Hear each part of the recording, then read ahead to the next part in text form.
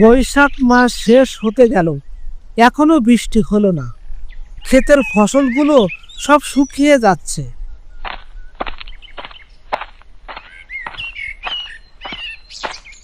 হিরে রহিম, তোর কি খবর? ফসলের অবস্থা কি? এবার ফসল বিক্রির করে আমার ধার পরিশোধ করবি। এবার তো বৃষ্টি হচ্ছে না, বৃষ্টি না হলে ভালো ফসল হবে না। এবার যে কিভাবে ধার পরিশোধ করব তোমার, সেটাই চিন্তা করছি। প্রচন্ড রোদ ও গরমে মাঠে আর থাকা যাচ্ছে না, বাড়ি যাই।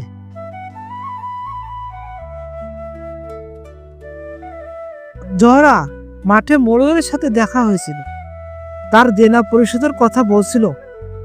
এখনো তো বৃষ্টি দেখা পেলাম না। ফসলের যে অবস্থা খুবই খারাপ। চিন্তা করো না, বৃষ্টি ঠিক আসবে। এখন খেতে আসো। জহুরা মা, তোর হাতের রান্নার তুলনা হয় না রে। এই বুড়ো বয়সে খাইতে আর কিছু ভালো লাগে না, শুধু তোর রান্নার এই লাল শাক ভাজাটা ছাড়া। বাবা, আপনি খুশি থাকলেই তো আমার পরিশ্রম সার্থক। এই যে রিনা ও রাজু দেখেন, 3বার করে নিয়ে খাচ্ছে। আম্মু, জানো না, আজ স্কুলে মাস্টার সাহেব বলেছিলেন কাল বৈশাখী ঝড় আসবে। সত্যি কি আম্মু? ঝড় হলে কি কাল স্কুল যেতে হবে না? ঝড় আসলে ছুটি না রে, এবার পুরো গ্রামের পরীক্ষা শুরু হয়। তবে হ্যাঁ, ঝড় থেমে গেলে উঠানে যদি আম পড়ে তাহলে বুঝিস মজা কাকে বলে। সবাই শোনো, কাল বৈশাখী ধেয়ে আসছে, খবরদার কেউ গাছপালার নিচে থাকবে না। ছেলে মেয়েদের ঘরে নিয়ে যাও, আর দরজা জানালা ভালো করে আটকায় দাও। এই ঝড় মজা না, প্রাণও নিতে পারে।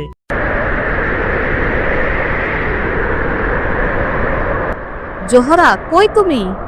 তাড়াতাড়ি খোলা জানালাগুলো বন্ধ করো। বাতাস এমন হাওয়া বইতেছে, মনে হচ্ছে চালটাই উড়ে যাবে। আম গাছটা তো কাঁপতেছে পুরো। ভাবি, তোর উঠানে তো বিশাল আম গাছ।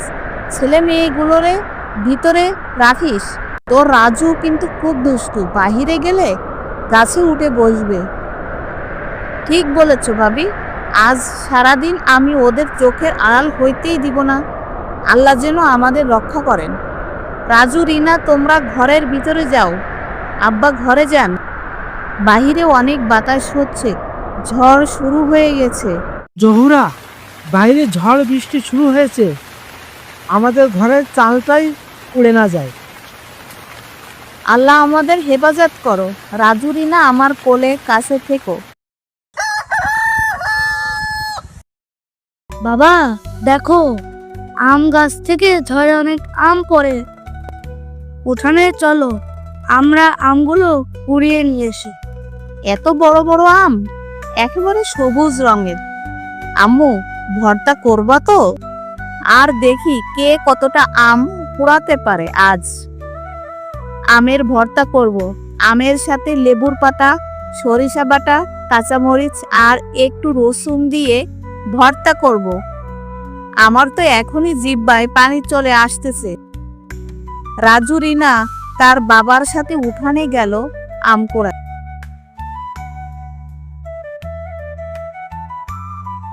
মা দেখো, অনেক আম পেয়েছি, তুমি এগুলা এখন ভর্তা করো। রিনা, যা তো, ঘরের পিছনে লেবু গাছ আছে, লেবুর পাতা নিয়ে আয়। লেবুর পাতা ছাড়া আম ভর্তা মজেই না।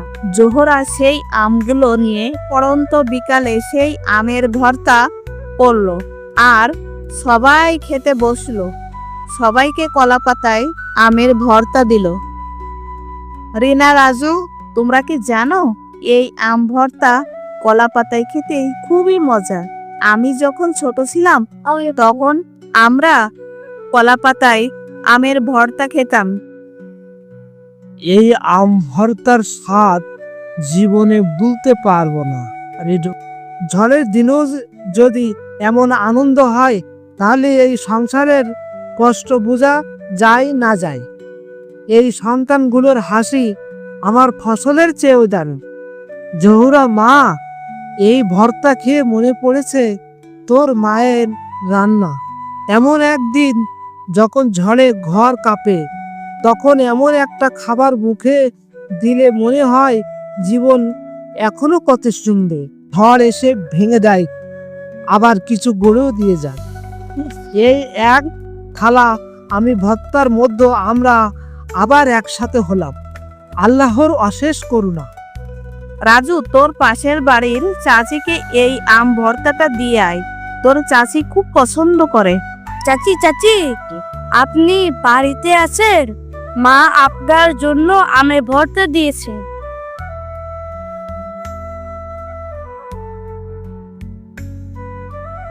এই যে বাবা, আমি দাও আমাকে আমের ভর্তাটা।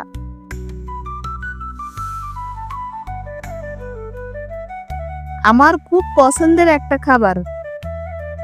তোর মায়ের এই আম ভর্তা খেতেই সেই মজা, মুখে সব লেগেই থাকে। সব সময় অপেক্ষা করে থাকি যে কাল বৈশাখী ঝড় আসবে, ঝড়ে সেই আম পড়বে, ওই আম তোর মা ভর্তা করবে আর আমরা সবাই মজা করে খাবো। পরের দিন সকালবেলা রহিম মাঠে গিয়ে দেখে ক্ষেতের ফসলগুলা খুব ভালো দেখাচ্ছে। বিকালে বৃষ্টি হওয়াতে ফসলগুলো ভালো দেখাচ্ছে। রহিমের মনে খুব খুশি হচ্ছে, এবার ফসল বিক্রি করে মোড়লের টাকা পরিশোধ করে দিবে।